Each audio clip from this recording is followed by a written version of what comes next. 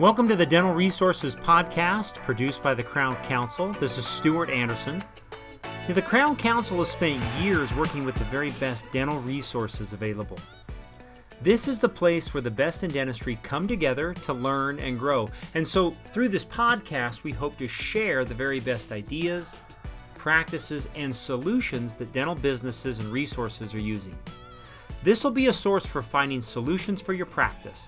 Any business that touches the dental world, we are connecting with and sharing it here. Please enjoy the Dental Resources Podcast. Okay, today on the Crown Council Dental Resource Podcast, Spencer spends some time and interviews the owner of Human Resource Advisors, Barbara Freet. Barbara's been a trusted Crown Council resource partner for the last 13 years, and many of you have probably seen her at the annual event. She comes every year. More importantly, when there are fires in Crown Council offices, Barbara is the first phone call that most make. So today on the podcast, you're going to learn from her about how to be proactive versus reactive, and she shares a few things about how to be fair and ethical and how that'll make an incredible change in your practice. So enjoy Barbara Freet and the Dental Resource Podcast. Thanks. Welcome back, everybody. We are here with Barbara Freet, Human Resource Advisors, one of our most trusted Crown Council resource partners. This podcast is to focus on some of the best resources in dentistry, and Barbara Freet has been a resource partner of the Crown Council for truly one of our longest lasting resource partners, and we are so excited to have you. So thanks so much for joining, Barbara. You're welcome, Spencer. It's been since 2006, so long time.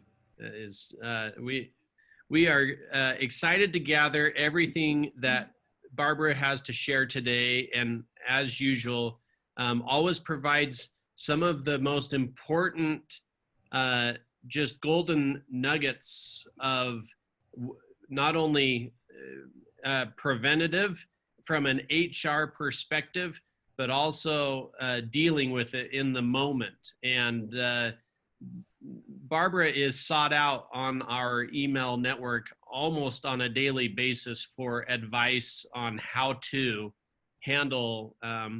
Now, in this podcast, in which we are trying to focus on building a culture of success within the practices, Barbara has helped the Crown Council members truly do exactly that, which has helped build a culture of success due to what she has provided from a counseling perspective to each of our doctors and our team members throughout the Crown Council. Barbara, share the short story on your background and your involvement with the Crown Council. Okay, Spencer, I don't know if I'm capable of the short story, but I'll do my best.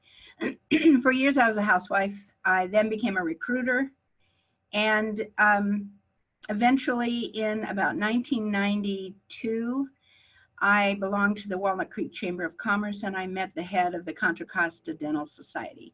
At that time, her name probably still is Joan Stevenson, but she was the head of the society. And she came to me and asked me if I would do some lunch and learns for the dentists in our area.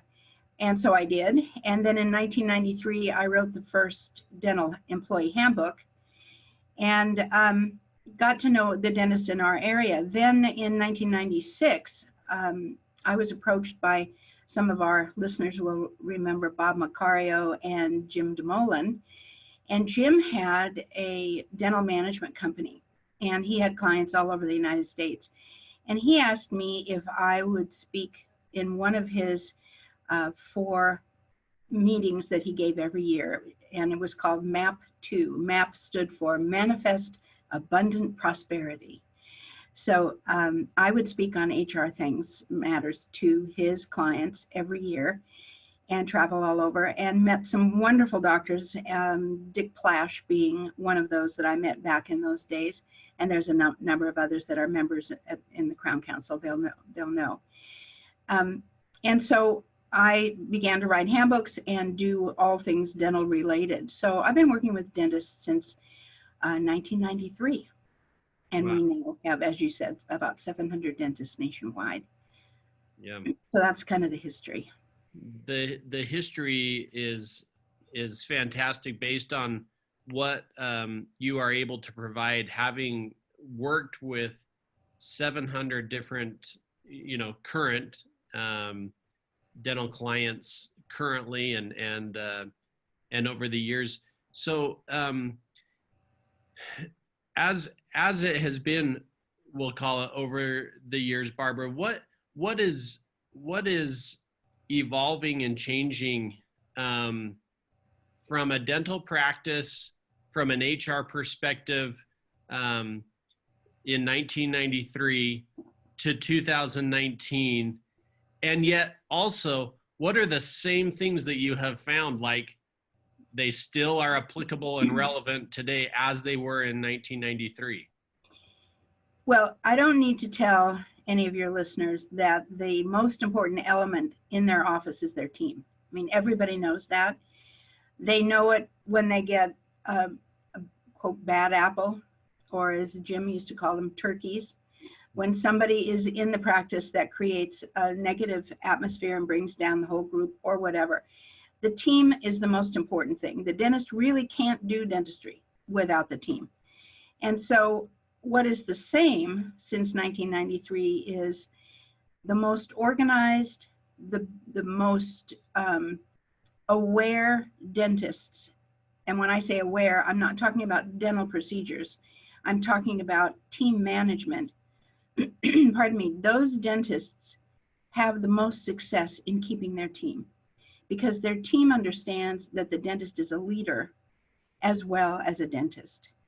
And so that hasn't changed over the years. What has changed are the plethora of employment laws that, particularly in California, you practically can't turn around every year, but what we have to update handbooks because the policies have to change, the laws have to change. There's a lot of new things, a lot of new benefits.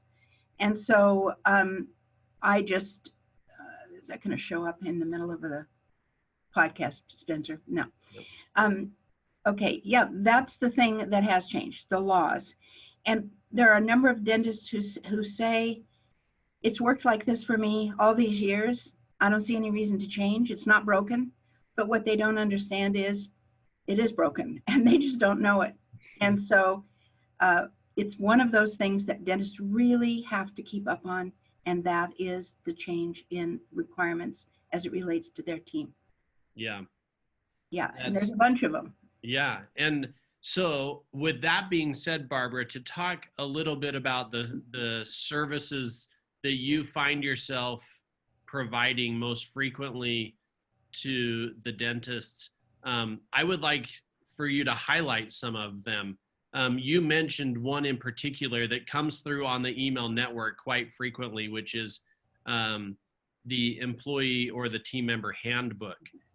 And within the Crown Council, we focus on, in order to create a culture of success, clear expectations must be established for the team members to know what is right, what is wrong, and what simply are the expectations of them. Talk about the services provided that have made a difference in the over 700 clients that you work with in dentistry, from employee handbook and beyond. Okay. A dentist is not going to hire an RDA or a hygienist that doesn't know how to scale and do all the other things that are required procedurally in order to do their job. The handbook is like that. The handbook, there are so many in all states. All states have laws that say you have to have certain things in writing. You have to communicate certain policies, for example, equal employment opportunity, in writing. And some dentists send a memo from time to time, which gets usually round file. The handbook is the place where several things happen. The first, as you mentioned, Spencer, the leader, the dentist, is going to communicate the responsibilities, the expectations of the team. The second thing is it also communicates their rights, which they are required to communicate. And it also communicates the dentist's intent to follow the law. One of our dentists that dates back many, many years took his handbook that we wrote to the labor commissioner when he was getting a wage and hour complaint about vacation. And so he walked in there with his handbook under his arm and said to the labor commissioner, here's what it says. It says vacation starts accruing here, and this is how much is accrued. And that was the end of that discussion. The complaint was resolved in his favor because it was in writing. It showed the intent to follow the law, the fact that he was doing things correctly. So the handbook is also a scapegoat. You know, you're not going to remember how many days off you gave Sarah in February when her grandmother died, now that it's November and Susie is asking for time off, but your handbook is going to tell you. So go back and look and see what it says so you can be consistent. And that part is really helpful. It's a management guide as well. So those are the main elements of the handbook, and it's foundational to your whole HR infrastructure. Yeah. It's the same as all the procedures that you do in dentistry. It's how you run your team. Yeah. And don't borrow your neighbors. I can't tell you, this is really funny. We got a call from a dentist in Alaska, and he was madder than a wet hen. And he said, how come our sick leave policy says such and such and such? And we had not written his handbook. Right. And he said, well, it says right down here in the footer that this was written by Human Resource Advisors. Well, yes, it's because his other Alaska dental friend that we had written the handbook for had given it to him. Well, he didn't want that sick leave policy. He wanted another sick leave policy. So we said, don't give handbooks to each other. It's not just because of the fact that it's our intellectual property, but as this case illustrates, that's his policy or her policy. That's not your policy. And one of the worst things that can happen is that the laws that apply to that particular area geographically or number of employees don't even apply to you. Right. So yeah, that was a story about. So don't give your handbook and don't take somebody else's. Yeah. That is such good feedback, Barbara, and a great story to support it. What on that same note, what is the most frequently requested question or advice that is reached out to Barbara Freet on a regular basis from the dental industry? I think the two areas maybe the most is about terminations. People are afraid, understandably and for good reason. And so just inevitably, the person who you're just about to terminate, but you've never given a written warning to, you've never sat down, comes in and says she's pregnant. Or, you know, all the various things having to do with terminating people. And people should, people call all the time, clients call all the time about terminations and all the varieties of disciplinary stuff that goes with it. We get calls about marijuana usage a lot because more and more states are legalizing marijuana, and just a variety of issues that come up in dental practices. Sometimes it's people's using somebody's DEA number and ordering prescriptions for their friends and having a business on the side where they sell drugs. Could be anything.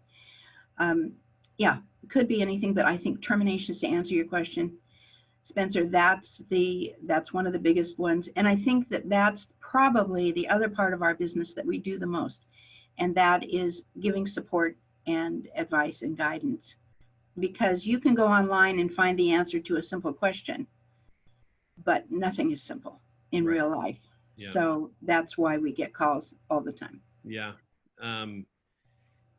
Barbara, when so far, I would say that this is crazy to think of it this way, but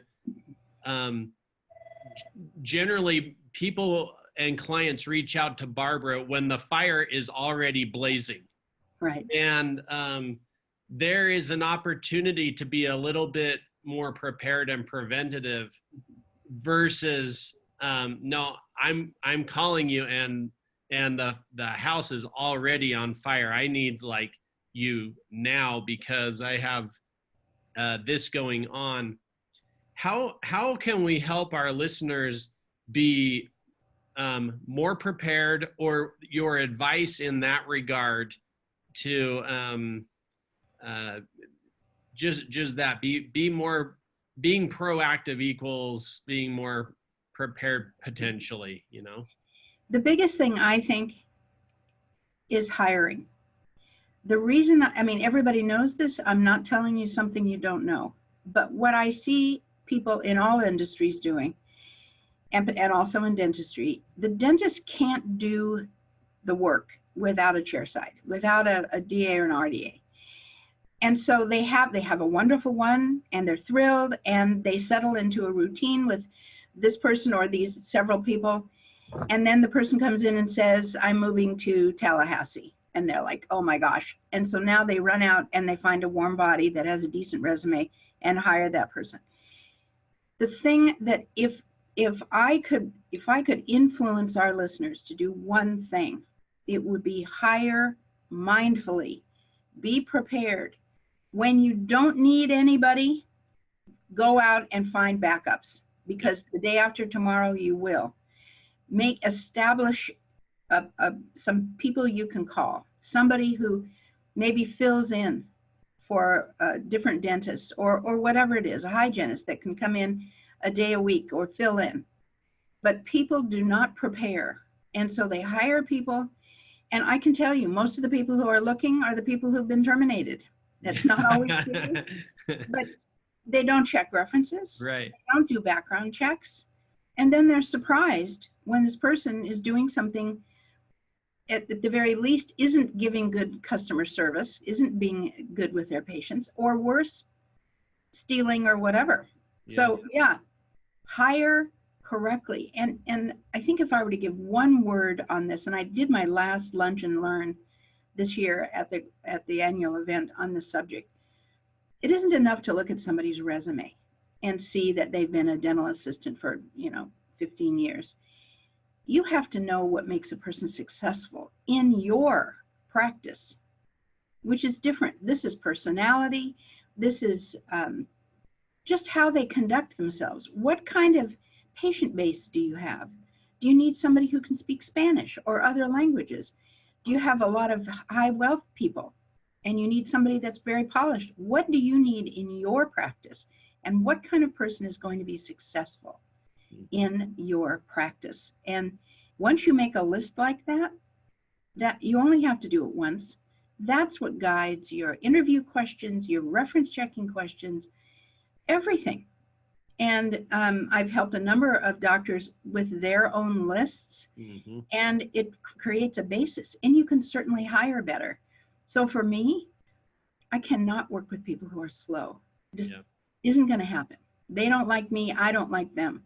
So I use assessments. I've said this before. I have one assessment that whenever I'm recruiting for myself, I give this assessment and it measures pace, because slow doesn't work. And it's very reliable. So assessments will tell you things that interviews don't. And so will background checks. Every single doctor's office should do a background check on front desk people. They're the ones handling your money. Yeah.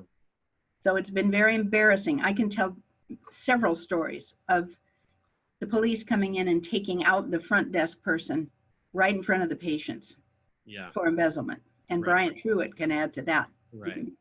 Yeah. So yeah, hiring is my issue.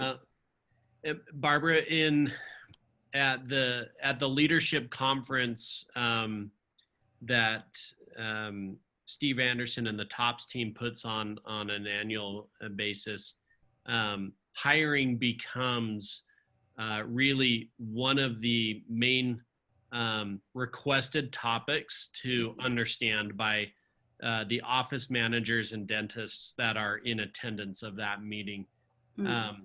And what you have laid out is almost like a landscape of how to just be completely prepared to know who it is that you want and how to hire them. And the opposite of that is, like you mentioned, Barbara, it's easy to find those that need work because they're looking for it, right? Right. So the proactive, what I take, and I think our listeners take away from that, is being proactive even when you are comfortable, so that you're never held hostage on needing to find just a warm body with a heartbeat which is the beginning of many bad things to come if you do hire that person. Yep, and that's why I'm still in business, Spencer. Yeah, it's the reason, Barbara, you are still in business is that it is incredible that we cannot be thinking in the future and being proactive with all the services that you provide. But inevitably, there will be curveballs thrown at any practice that is prepared. Yes, that's right. So let me ask this question. In that case, the curveball comes in even when we are prepared and we have followed the kind of the guidelines that you have presented. What would you recommend to the listeners today if there was, perhaps a no cost recommendation that you would provide for the listeners today, and they say, after I heard that podcast, I am going to go out and do the following? What would you recommend, Barbara? This is not going to be new. Be decisive. We have so many clients that are just afraid, and they let their fear, whether it's reasonable or not, stand in their way of making a decision. This is true. I mean, again, this is not news to anybody, but I would really encourage people, if you think something is going on with your team, if you don't turn your back and just hope it'll go away. It doesn't go away. Be decisive, reach out. We write a lot of scripts and help people with what to say in difficult conversations. I can certainly teach people how to be an effective, have an effective confrontation, but people will shy away until they lose their good people who get tired of inaction. So I really encourage my one no-cost bit of advice: be decisive. Look at what's going on and step up. Get more information, ask questions. We certainly can help. We can give you what's been tried and true in other practices that worked, and just stand by you. I mean, wasn't there a movie, Tom Cruise, who was flown places to terminate people? Yeah, I have been flown places to terminate people. My favorite was a dentist in the LA area who was afraid of a woman because she threw a printer at him.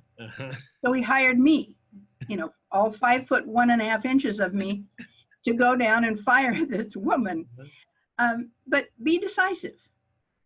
Look, get your information, be organized, and be decisive. That's just, I love it, Barbara. I love the stories to back up the content. And if I may ask you, what is your secret sauce to maintaining this culture of success that you're presenting throughout this podcast today? These are all items that would, without question, create more of or better our cultures within our practices. What is it that, how do you maintain that in your office with those that you work with? As I'm sure that it becomes, as you mentioned, it can be quite stressful, and sometimes you're dealing with only when the roof is on fire. How do you maintain your cool and the culture of success within Barbara Freet's office? There are 10 of us, and we do have clients other than dentistry. When I hire people, I look for people who absolutely love HR. They, of course, have to have people skills. They have to genuinely like people. And that weeds out a whole bunch of people right there. They have to like people. They have to love HR. They have to have the same with dentistry. They have to have an attitude of helpfulness. They have to be able to research and want to research. I don't want anybody saying, I don't know, and I'm not going to find out. That just isn't okay. I want people who have knowledge at the tip of their tongue, because when people call, yes, if we don't know something, we're going to say, we don't know. We'll look it up. I'll call you back, or I'll send you an email. But I want people to have a sense of things off the top of their head so we can help you right now. And so all of the people that work for me love HR. They genuinely love most people. I can't say all people, but, and they have good people skills. We have in our company, we don't have hours. Unlike dentistry, when you have a patient showing up at 8 in the morning, you have to have your team there, period. We don't have hours. We really value family, and people can come and go. They know what their duties are. Rhonda at the front desk is the only person who really needs to answer the phone, but if somebody else is there, we all answer the phone. We all do it, kind of everything. But there are 10 of us. We have some people who work off-site, and they work for other kinds of companies. We have one person who is the HR department for a Redwood City large farmers market. We have another person who works for a cosmetic manufacturer, and she's the HR department there, and another person who works for a laboratory. And we have clients in most every industry. So HR is a little bit like accounting, where you have a body of knowledge, and that body of knowledge can be applied to everybody. But then there's extra stuff you have to know about certain industries, the issues that they deal with, the things that are predominantly problematic. So those things we can learn, as we have with dentists, and we love our dental clients. Yeah. They are very strong vertical, and they're wonderful. Yeah. So longtime clients, and just with a heart of gold, most generally, and a desire to serve and care for their patients. Yeah, absolutely. That's what we do.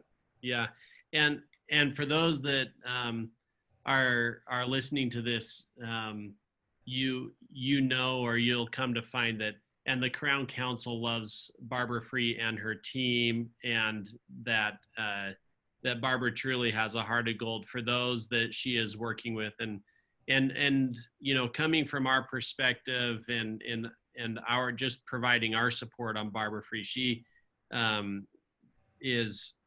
she does not like to wait, but that she plays that both ways and gets back to you immediately when questions are asked, and that's an attribute that we just really love in working with Barbara. And so to that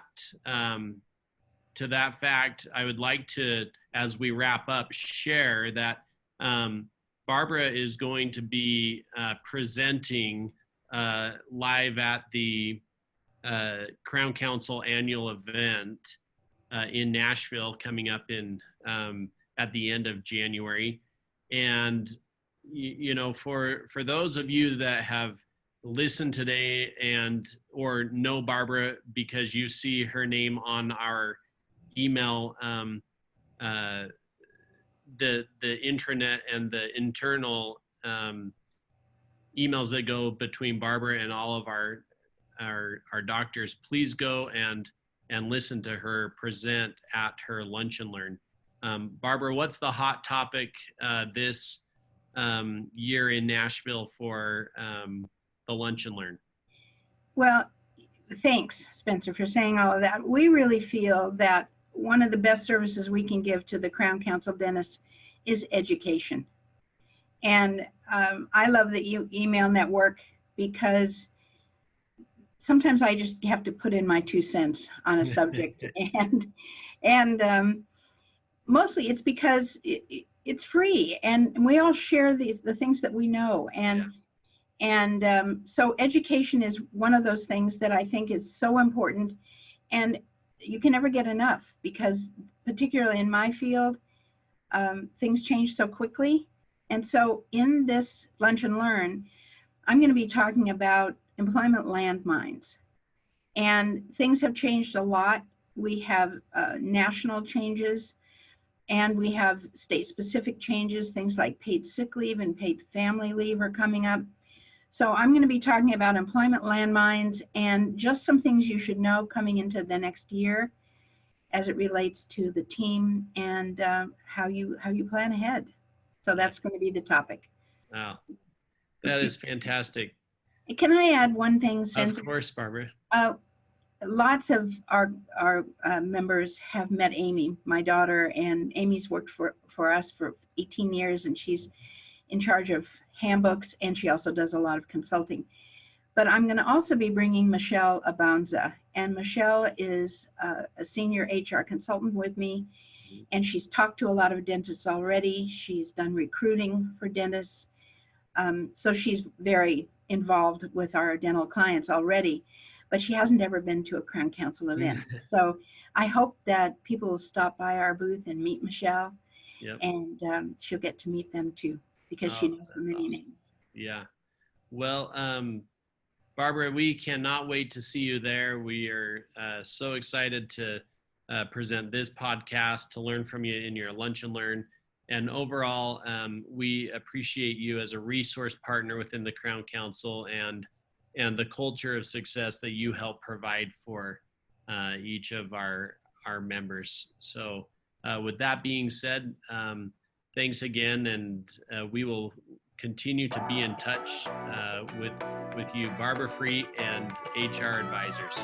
Thanks so much, Spencer. My pleasure. Talk to you later.